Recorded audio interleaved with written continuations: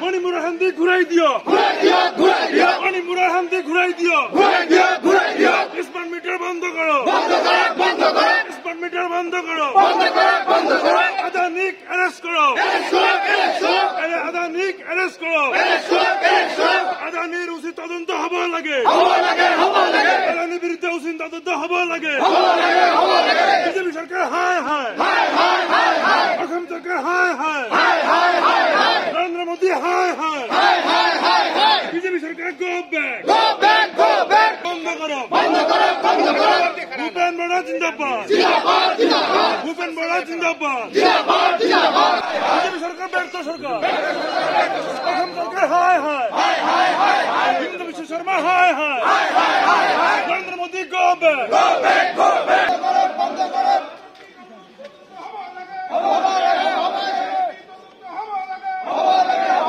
আসলতে আমি কংগ্রেস দলে সংবিধান বাঁচাও যি কাৰ্যসূচী আমাৰ বহুদিনৰ পৰা চলি আহিছে ইতিমধ্যে সংবিধান পৰিৱৰ্তন কৰাৰ যি পৰিকল্পনা এইটো লাহে লাহে তেওঁলোকৰ পৰা ওলাই আহি আছে এক দেশ এক নিৰ্বাচন এইটো সংবিধান পৰিৱৰ্তনৰ এটা পৰিকল্পনা এটা উচিলা গতিকে আজি আমাৰ সংবিধান ৰচক বি.আৰ. আম্বেদকাৰ ডাঙৰীয়াকো আজি সমালোচনা কৰিবলৈ আৰম্ভ কৰিছে গতিকে এখেতসকলে যিটো পৰিকল্পনা এই পৰিকল্পনা ব্যৰ্থ কৰিবলৈ আমাৰ নেতা ৰাহুল গান্ধীৰ নেতৃত্বত আমাৰ কাৰ্যসূচী ইতিমধ্যে হাতত লৈছে গতিকে আমি যিমান দিনলৈকে এই চৰকাৰ থাকিব সিমান দিনলৈকে আমাৰ কংগ্ৰেছ দলৰ যি কাৰ্যসূচী এইটো আমাৰ চলি থাকিব ৰাজ্যপাল ভৱন ঘেৰাওৰ এটা কাৰ্যসূচী আছিল এই কাৰ্যসূচীত শান্তিপূৰ্ণভাৱে অংশগ্ৰহণ কৰা আমাৰ ভূপেন বৰাৰ নেতৃত্বত কংগ্ৰেছ দলৰ ওপৰত যিটো গেছ টেগাৰৰ পৰা আৰম্ভ কৰি যি অত্যাচাৰ কৰা হ'ল তাৰ পৰিপ্ৰেক্ষিতত আমাৰ এজন যুৱ নেতা মিদুল ইছলাম ডাঙৰীয়াৰ মৃত্যু হ'ল তেওঁৰ মৃত্যুৰ কাৰণে আমি আজি সৰ্বধৰ্মীয় এটা সভা অনুষ্ঠিত অকল ধুবুৰীতেই নহয় গোটেই অসমত আৰু 3 দিনৰ কাৰণে আমাৰ যিটো দলীয় পতাকা সেইটো অৰ্ধনমিত কৰাৰ নিৰ্দেশ দিয়া হৈছে সভা সমিতি আমি স্থগিত ৰাখিছিলোঁ গতিকে আমাৰ যি উদ্দেশ্যত আমি গভৰ্ণৰ হাউচ ঘেৰাওৰ সিদ্ধান্ত লৈছিলোঁ সেই উদ্দেশ্যৰ পৰা আমি পিছ হুকিব নোৱাৰোঁ গতিকে সেইটোৰ ক্ষেত্ৰত আকৌ আমি প্ৰত্যেক জিলায় উপায়ুক্তৰ জৰিয়তে আমাৰ ৰাজ্যপাল ডাঙৰীয়াক আমি আকৌ মেমৰেণ্ডাম এখন দিম মেমৰেণ্ডামখনৰ মূল উদ্দেশ্যই হ'ল আদানীৰ যিটো দুৰ্নীতি সেইটো তদন্ত হ'ব লাগে তাক এৰেষ্ট কৰিব লাগে স্মাৰ্ট মিটাৰ গোটেই অসমৰ ৰাইজে বিৰোধ কৰি আছে তাৰ উপৰিও বিধানসভাত আমাৰ মুখ্যমন্ত্ৰীয়ে কৈছিল যে আমি 126 জন বিধায়কৰ ঘৰত আমি এটা স্মাৰ্ট মিটাৰ আৰু এটা চলি থকা মিটাৰ আমি লগাই দিম কোনটোত বিল কম আহে সেইটো আমি ৰাখিবলৈ সিদ্ধান্ত ল'ম কিন্তু এতিয়ালৈকে কাৰ্যকৰী কৰা নহ'ল গতিকে সেই স্মাৰ্ট মিটাৰৰ বিৰুদ্ধে আমাৰ সেইটো এটা আমাৰ দাবী যে স্মাৰ্ট মিটাৰ উঠাই দিব লাগে গতিকে এইবিলাক লৈয়ে আমাৰ আজিৰ কাৰ্যসূচী এটা ধৰ্ণাৰ কাৰ্যসূচী আমাৰ গোটেই অসমত লৈছে আমি ধুবুৰী জিলাৰ প্ৰশাসনক অনুৰোধ জনাইছিলোঁ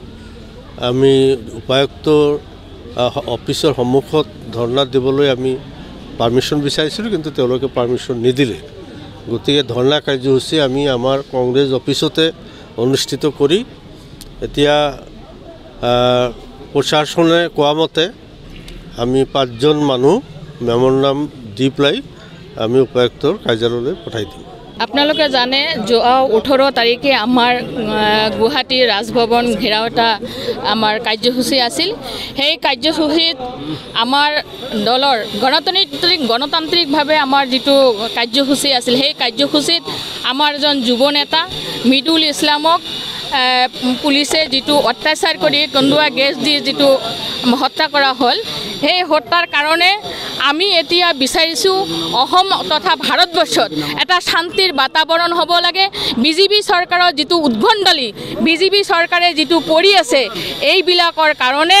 আজি অসমৰ ৰাইজ ৰাজপথলৈ ওলাই আহিব লগা হৈছে আপোনালোকে জানে যিটো স্মাৰ্ট মিটাৰ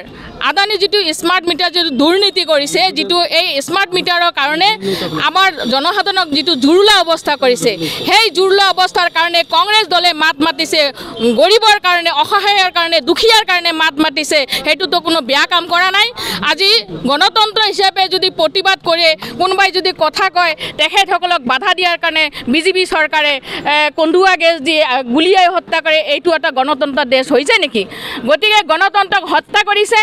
এই বিজেপি চৰকাৰে যিবিলাক কৰি আছে এই প্ৰতিবাদ কৰাৰ কাৰণে আজি আমি ধুবুৰী জিলা কংগ্ৰেছ কমিটিৰ উদ্যোগত আজি আমি এই ৰাজপথত ওলাই আহিব লগা হৈছোঁ আমিও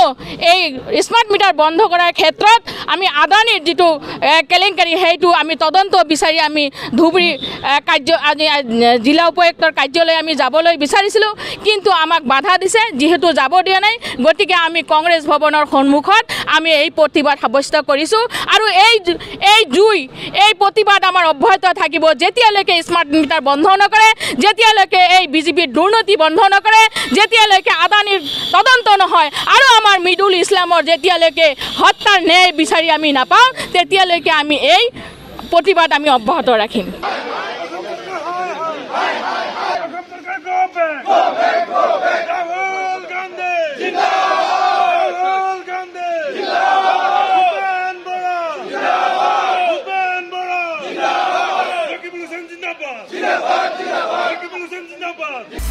আপুনি বিচৰা বাতৰি পাব কেৱল নিউজ 18 এপত নিউজ 18 এপ ডাউনলোড কৰিবলৈ স্ক্যান কৰক এই QR কোড গুগল প্লে ষ্টৰতো পাব এই নিউজ 18 এপ